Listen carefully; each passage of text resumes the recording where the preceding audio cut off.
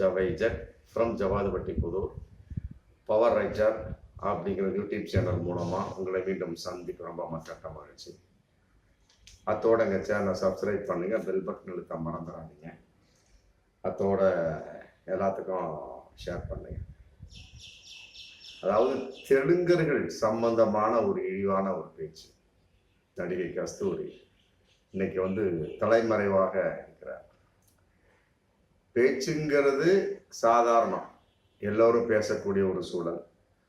பொதுவாக ஒரு பப்ளிக்ல இருக்கக்கூடியவங்க பேசக்கூடிய ஒரு பேச்சு, இன்னும் சொல்லப்போனா நார்மலா ஒரு பிரச்சனை அப்படிங்கிற அளவுக்கு ஒரு குடும்பத்திலே எடுத்துக்கிங்களா, எந்த ஒரு பிரச்சனையாக இருக்கட்டும், யாகாவாராயும் நாகாக்க, அந்த பேச்சின் தன்மை எந்த அளவுக்கு இருக்குதோ அந்த அளவுக்கு அந்த பிரச்சனையோட தன்மைன்னு ஒன்றும் உயரும் ஒன்றும் குறையும். அது தெரியாம இன்னைக்கு தேவையற்ற முறையில், அதாவது தெலுங்கர்கள்லாம் ராஜாவினுடைய அந்த அந்தப்புறவாசிகளுக்கு 300 வருஷத்துக்கு முன்னால தெலுங்கர்கள் அங்கிருந்து இங்க தமிழகத்துல ஒரு அழகிகளாக இருந்தார்கள். தெலுங்கு பேசுறவங்களாம் அப்படித்தான் இங்க தமிழ்நாட்டில் தஞ்சம் புகுந்தவங்க, அப்படி வந்தவங்க தான் சொல்லி போட்டு இழிவான பேச்சு. இத்தனைக்கு தெலுங்கு சினிமாவில் இன்னைக்கு கஸ்தூரிக்கு நல்ல மார்க்கெட் இருக்கு. அந்த மார்க்கெட்ல இருக்கிற விஷயமும் போச்சு. அவருக்கு அங்கு உள்ளவங்களும் ஏகப்பட்டவர் கம்ப்ளைண்ட். ஆமா, அங்க இருக்கக்கூடிய ஒரு நாயுடு சம்பந்தப்பட்ட ஒரு குரூப்பு, மற்றபடி அங்க இருக்கக்கூடிய பிஜேபி காரங்களே கையை உரைச்சிட்டாங்க. அம்மா நீ ரொம்ப ராங்கா பேசியிருக்கிற, இருக்க வேண்டியதான். பேசுறாங்க, நிறைய பேர் பேசுறாங்க. மோடி பேசுறாரு, அமித்ஷா பேசுறாரு, அண்ணாமலை பேசுறாரு, இங்க இருக்கக்கூடிய தமிழிசை பேசுறாங்க. இருந்தாலும் ஒரு நெடுக்கு துடுக்கான ஒரு வார்த்தையெல்லாம் அந்த அளவுக்கு வராது. நார்மலா பேசிட்டு அப்படியே விட்டுருவாங்க. மோடியாவது சில பிரச்சனையின் அடிப்படையில பேசினாரு, அது பயங்கரமா வைரல் ஆச்சு. அவரை கைது பண்ண மாதிரி யாரும் தெரியல. ஒருவேளை அவருக்குன்னு தனிப்பட்ட சட்டம் இருக்கா அப்படிங்கிறது தெரியல. அவர் நாட்டினுடைய பிரைம் மினிஸ்டர், 3வது தடவை வந்திருக்க ஒரு பிரைம் மினிஸ்டர் வந்திருக்காரு. அதனால அவர் சம்பந்தப்பட்ட விஷயங்கள்ல எதற்காக விட்டு கொடுத்தார்கள் அப்படிங்கிறது தெரியல. இருந்தாலும் ஏகப்பட்ட வழக்குகள் இருக்கு. EVKS இளங்கோன்னு சொன்ன மாதிரி மோடி மேல ஏகப்பட்ட கிரிமினல் வழக்கு இருக்கு அப்படின்னு சொல்லிட்டு அன்னைக்கே சொன்னார், ஒரு 1.5-2 வருஷத்துக்கு முன்னால. அடிப்படையில பேசக்கூடிய பேச்சுக்கள் ஒரு நிதானமா பொறுமையா இருக்கணும். ஆமா, இன்னைக்கு பாருங்க, வீட்டை பூட்டிட்டு தலைவரமா இருக்கும். மன்னிப்பு கேட்டாரு கஸ்தூரி, நடிகை கஸ்தூரி மன்னிப்பு கேட்டார். இருந்தாலும் அந்த மன்னிப்பு அந்த வீடியோ பார்த்தீங்கன்னா தெரியும், ஏதோ மன்னிப்பு கேட்கிற மாதிரி இல்லை, சண்டை போடுற மாதிரியே இருக்கு. மன்னிப்புனா இந்த மாதிரி நான் பேசிட்டேனுங்க, ஆமா அது தவறாக இருந்தால் எங்களை மன்னித்து கொள்ளுங்கள், அதை விளக்கமா சொல்லணும். நான் பேசியது ஒரு பேச்சு, மக்கள் புரிந்து கொண்டது ஒரு விதம். இன்னும் சொல்ல போனா பாவுனா அந்த மீடியா மேலதான் குறை சொல்லுவாங்க. மீடியாக்களை தவறாக உங்களுக்கு மக்களுக்கு புகுத்தி விட்டன அப்படி இப்படி எதையாவது சொல்லி கிள்ளி, இதன் மூலமா நான் வருத்தம் தெரிவிக்கின்றேன், மன்னிப்பு கேட்டுக் கொள்கின்றேன் அப்படின்னு பொறுமையா நிதானமா சொல்லியிருந்தாங்கன்னா மக்கள் ஏத்திருப்பாங்க. ஆமா, அதையும் நீதிபதி ஏத்திருப்பாரு. இன்னைக்கு நீதிபதி கூட ஏத்துக்கல. மதுரை ஹைகோர்ட்டு கிளை மதுரையில நீதிபதி முன்னாலே அதை போட்டு காட்டிட்டாங்க. இந்த மாதிரி நடிகை கஸ்தூரி பேசியிருக்கிறார். மதுரையில் திருநகர் போலீஸ் ஸ்டேஷன்ல காவல் நிலையம் அதுல கம்ப்ளைண்ட் பண்ணியிருக்கிறாங்க. அதன் அடிப்படையில் வழக்கு பதிவு செய்யப்பட்டு நடிகை கஸ்தூரி மேல இன்னைக்கு வழக்கு போயிட்டு இருக்கு மதுரையில. அப்போ நீதிபதி கேட்பாரு இல்லையா, எங்கப்பா அதை போட்டு காமிங்கப்பா அப்படின்னு கேட்பாரு. கேட்கக்கூடிய சமயத்துல அவருக்கே ரொம்ப மனசு உடஞ்சு போச்சு. அப்புறம் மன்னிப்பு கேட்ட வீடியோவை போட்டு காமிங்கப்பா அப்படிங்கிற சமயத்தை அதையும் போட்டு காமிச்சிருக்கிறாங்க நீதிபதி முன்னால. மதுரையில கிளை ஹைகோர்ட்டு கிளை நீதிபதி முன்னால காமிச்சிருக்கிறாங்க. ரெண்டுமே அவருக்கு ரொம்ப மனசு சங்கடமா தான் இருக்கு. ஒன்றும் மன்னிப்பு கேட்ட வீடியோவை கேட்டாவது பரவாயில்லப்பா, என்னவோ சொல்லிட்டாங்க விடுங்கப்பா அப்படின்னு சொல்லிட்டு ஒரு முன்ஜாமீனா கொடுத்துருக்கலாம். முன்ஜாமீனும் கொடுக்க முடியாது அப்படின்ட்டார். காரணம் மன்னிப்பு கேட்ட விதம் சரியா இல்லை. ஆமா, ரெண்டாவது இது பொது நலன் தான் எனக்கு முக்கியம் அப்படின்னு சொல்லிட்டு ரொம்ப ஸ்ட்ராங்காவே நீதிபதி சொல்லிட்டார்.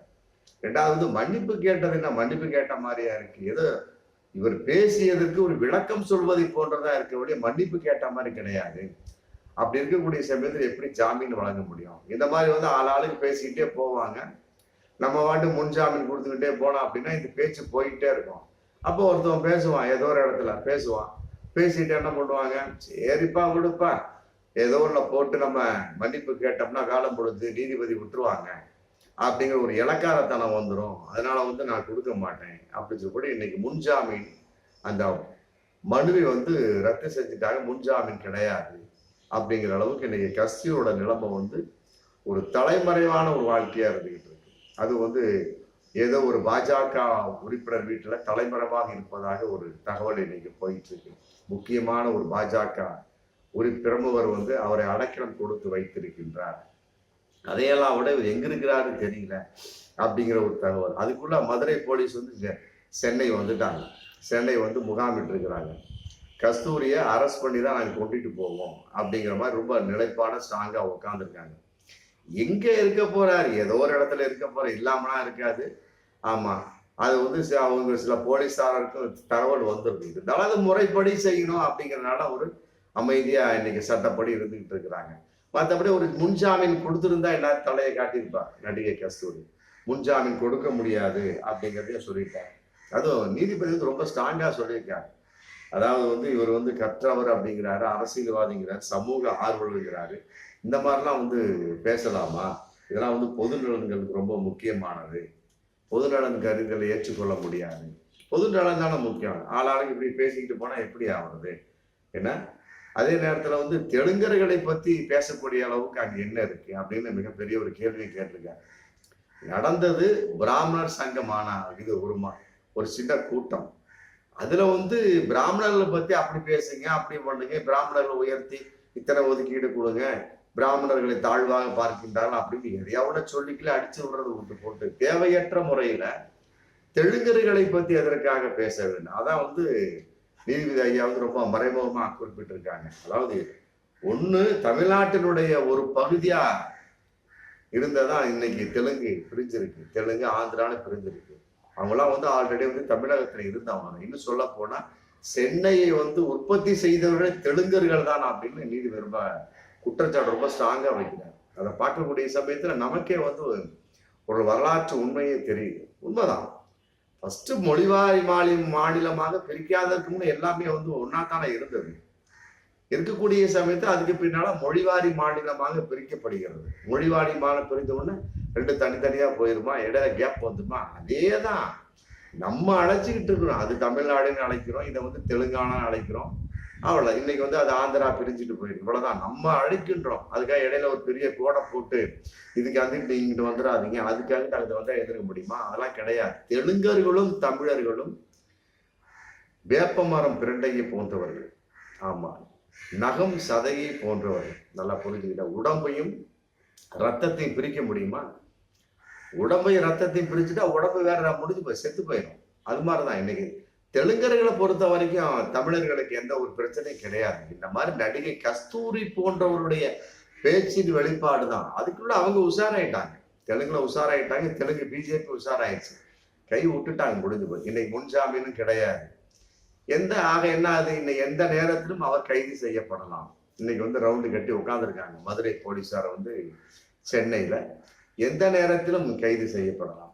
இது வந்து வரும் காலங்களில் பொதுவா எல்லா அரசியல்வாதிங்க அப்படி சொல்லிட்டு இருக்காங்க. அவர்களுக்கு, சமூக ஆர்வலர்களுக்கு, மற்றபடி வந்து நாங்க தான் அறிவாளின்னு பேசுறாங்க பத்தியா, அந்த மாதிரி ஆளுகளுக்கு இது மிகப்பெரிய ஒரு சாட்டை அடி. ஆனா மீண்டும் ஏதாவது ஒரு மனுவை போட்டு ஏதாவது பேசி கீசி முன்ஜாமீன் வாங்குவாங்களா அப்படிங்கிறது தெரியல. ஆனா கட்டாயம் முன்ஜாமீன் கொடுக்க கூடாது அப்படிங்கிறது தான் எல்லோருடைய ஒரு எதிர்பார்ப்பா இருந்துட்டு இருக்கு. இது தொடர்ந்து போயிட்டே தான் நீதிபதி சொன்ன மாதிரி ஆளாளுக்கு பேசிக்கிட்டே அப்படின்னுக்கிட்டே போய் என்ன பண்ணுவாங்க? அட போடா, ஏதோ ஒரு நீதிபதிட்ட வாங்கிடலாம் அப்படிங்கிற ஒரு இலக்கார எழுச்சுவார்த்தனம் வந்துடும். அதனால வந்து நடிகை கஸ்தூரிக்கு வந்து ஜாமீன் கொடுக்க கூடாது அப்படிங்கிறத எல்லோருடைய விருப்பம். பார்ப்போம் நீதிபதி என்ன செய்யறாங்களோ தெரியல. மீண்டும் அடுத்த வீடியோ. நன்றி.